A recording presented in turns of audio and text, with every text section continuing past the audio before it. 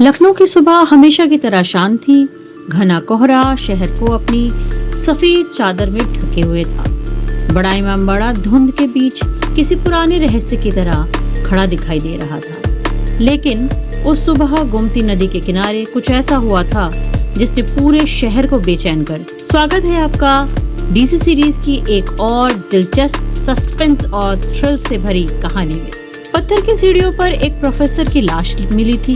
Police ने इसे आत्महत्या घोषित कर दिया था, केस बंद कर दिया था, लेकिन कुछ बातें मेल नहीं खा रही थी। प्रोफेसर का फोन गायब था, कोई सुसाइड नोट भी नहीं मिला था और उनकी आखिरी कॉल एक अजीब इनक्रिप्टेड नंबर पर गई थी। उसी सुबह चारबाग रेलवे स्टेशन पर एक ट्रेन आकर रुकी। यात्रियों की भीड़ के बीच एक 25 साल का नौजवान धीरे धीरे प्लेटफॉर्म पर उतरा। साधारण नीली शर्ट, कंधे पर बैग, लेकिन उसकी आंखें लगातार हर चीज को देख रही थी। कौन घबराया हुआ है, कौन झूठ बोल रहा है, कौन किसे देख रहा है, उसकी नजर सब पर थी। ये कोई और नहीं, ये आपके फेवरेट देवेंद्र चौधरी उर्फ डीसी थे। ये केस डीसी के डिटेक्टिव करियर के शुरुआती दौर के केसों में से एक था। उसके साथ चल रहा था उनका वफादार कुत्ता ब्रूनो, काले रंग का, तेज और बेहद सतर्क। डीसी ने झुककर ब्रूनो के सिर पर हाथ फेरा और हल्का सा मुस्कुराया। नया शहर, नई कहानी। कुछ देर बाद स्टेशन के बाहर दो लोग उनका इंतजार करते मिले, आयशा और कबीर। आयशा बेहद तेज दिमाग वाली लड़की थी। वह छोटी छोटी चीजों को देखकर पैटर्न समझ जाती थी। वहीं कबीर साइबर एक्सपर्ट था। कंप्यूटर हैकिंग और डेटा रिकवरी में उसका जवाब ही नहीं था। तुम लेट हो, आयशा ने कहा। ट्रेन नहीं थी, डीसी ने शांत स्वर में जवाब दिया। कबीर हंस पड़ा। मैंने रिपोर्ट्स देखी हैं, कुछ तो गड़बड़ है। प्रोफेसर की मौत आत्महत्या नहीं लगती, आयशा ने गंभीर आवाज में कहा। गिरने का एंगल मैच नहीं करता। डीसी ने बस सिर हिलाया। यही वजह थी कि इस टीम पर भरोसा करता था वो। दरअसल 2 दिन पहले डीसी को उसी प्रोफेसर का एक ईमेल मिला था। उसमें सिर्फ एक लाइन लिखी थी, वे लोग वास्तविकता बदल रहे हैं, अगर मेरे साथ कुछ हो जाए तो मेटा डेटा देखना। बस इतना ही। उसी सुराग ने डीसी को लखनऊ पहुंचा दिया था। उस शाम टीम लखनऊ यूनिवर्सिटी पहुंची। प्रोफेसर का ऑफिस बंद था, लेकिन कबीर के लिए ताले ज्यादा देर तक बंद नहीं रहते थे। कुछ ही सेकंड में दरवाजा खुल गया। कमरे में सब कुछ सामान्य दिख रहा, किताबें, फाइलें, आधा भरा कॉफी का कप, लेकिन डीसी छोटी छोटी चीजों को देख रहे थे। कुर्सी की दिशा, धूल के निशान, पर्दे की हल्की हरकत, सब कुछ नोट कर रहे थे। फिर कबीर को लैपटॉप में एक डिलीटेड फाइल मिली जिसमें लिखा था प्रोजेक्ट आईना। जैसे ही उन्होंने फाइल खोलने की कोशिश की, अचानक पूरी बिल्डिंग की बिजली चली गई। कमरा अंधेरे में डूब गया। ब्रूनो गुर्राने लगा। हम अकेले नहीं हैं, आयशा ने धीरे से कहा। सड़क के दूसरी तरफ कोहरे के बीच कोई उन्हें देख रहा था। टीम तुरंत वहाँ से निकलकर एक चाय की दुकान पर पहुंची। वहीं कबीर ने उन्हें समझाया कि मेटा डाटा क्या होता है। फोटो और वीडियो के पीछे छिपी हुई जानकारी, समय, लोकेशन, डिवाइस, हर चीज रिकॉर्ड होती है। जब उन्होंने प्रोजेक्ट आईना की तस्वीरों का मेटा डेटा देखा तो सब हैरान रह गए। तस्वीरें अलग अलग जगहों की थी, लेकिन हर फोटो आधी रात को सरकारी इमारतों और डेटा सेंटर के पास ली गई थी। एक तस्वीर में उन्हें एक सफेद वैन दिखाई दी, उस पर बना था एक टूटा हुआ आईना। अगली शाम टीम गोमती नदी पहुंची, जहां प्रोफेसर की लाश मिली थी। वहीं ब्रूनो को एक मेमोरी कार्ड मिला। होटल लौटकर उन्होंने उसे खोला। वीडियो में प्रोफेसर किसी से बात कर रहे थे। सामने खड़ा आदमी कोहरे में छिपा हुआ। तुम्हें प्रोजेक्ट आईना के बारे में नहीं जानना चाहिए था, उस आदमी ने कहा। लोगों को सच जानने का हक है, प्रोफेसर ने जवाब दिया। सच वही होता है जो हम तय करते हैं।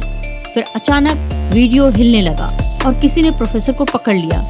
वीडियो खत्म हो गया। यह आत्महत्या नहीं थी, आयशा फुसफुसाई। ये हत्या थी, डीसी ने शांत आवाज में कहा। वीडियो के आखिरी फ्रेम में एक लंबा आदमी दिखाई दिया, लंबा कोट, चेहरा कोहरे में छिपा हुआ, कोहरे वाला आदमी। अगले दिन टीम प्रोफेसर के घर पहुंची। वहां उन्हें एक टूटे हुए आईने का टुकड़ा मिला, जिस पर कुछ कोड नोट्स लिखे हुए थे। कबीर ने लोकेशन ट्रेस की। उन्हें शहर के बाहर एक पुराना सरकारी डेटा सेंटर का पता चला। डीसी ने पुलिस इंस्पेक्टर को खबर की। उन्हें बताया कि हम इस तरह से प्रोफेसर का हमें खत मिला है और हम इसकी जांच करना चाहते हैं। पहले तो वो तैयार नहीं हुए, लेकिन बाद में वो राजी हो गए। रात होते ही टीम वहां पहुंच गई।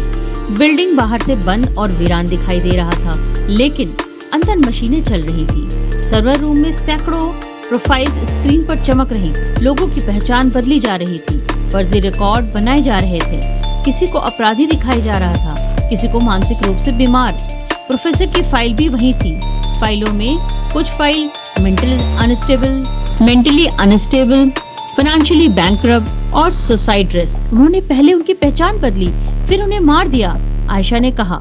तभी अचानक अलार्म बजने लगा और धीरे धीरे कमरे का दरवाजा खुला। अंदर वही कोहरे वाला आदमी एकदम उनके सामने आकर खड़ा हो गया। तो तुम लोगों ने सच ढूंढ लिया है, उसने शांत आवाज में कहा। डीसी उसकी तरफ बढ़ा। तुम लोग डेटा बदलकर लोगों की जिंदगी बदलते हो। वह आदमी हल्का मुस्कुराया। हम वास्तविकता नियंत्रित करते हैं। इतनी देर में कबीर ने सारी फाइलें कॉपी कर ली। भागो, डीसी ने जोर से चिल्लाया। टीम किसी तरह वहाँ से निकल भागी, लेकिन वह आदमी उनका पीछा नहीं कर रहा था, वो सिर्फ उन्हें देख रहा था। अब ये सिर्फ एक केस नहीं रहा था, ये सच की लड़ाई बन चुका था। आयशा ने कहा कि इस बात को जल्द से जल्द लोगों तक पहुंचाने का एक आइडिया है उसके पास। टीम ने सारी जानकारी मीरा नाम की एक पॉडकास्ट जर्नलिस्ट को दी। मीरा ने पूरे देश के सामने प्रोजेक्ट आईना का सच उजागर कर दिया। धीरे धीरे लोगों को समझ में आने लगा कि उनके साथ क्या हो रहा था। जांच शुरू हुई।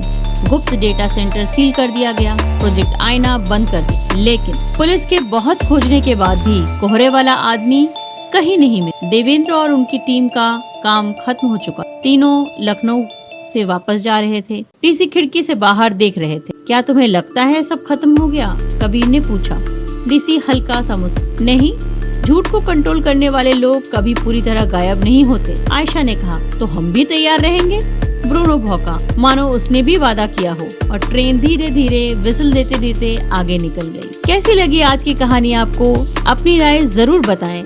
कहानी को लाइक, सब्सक्राइब और शेयर करें, इससे हौसला बढ़ता है। और अगर कोई कहानी आपके पास है तो कमेंट बॉक्स में लिख दें, हम आपसे संपर्क करेंगे। और अगर कहानी हमें पसंद आई तो क्या पता अगली ऑडियो स्टोरी आपकी हो।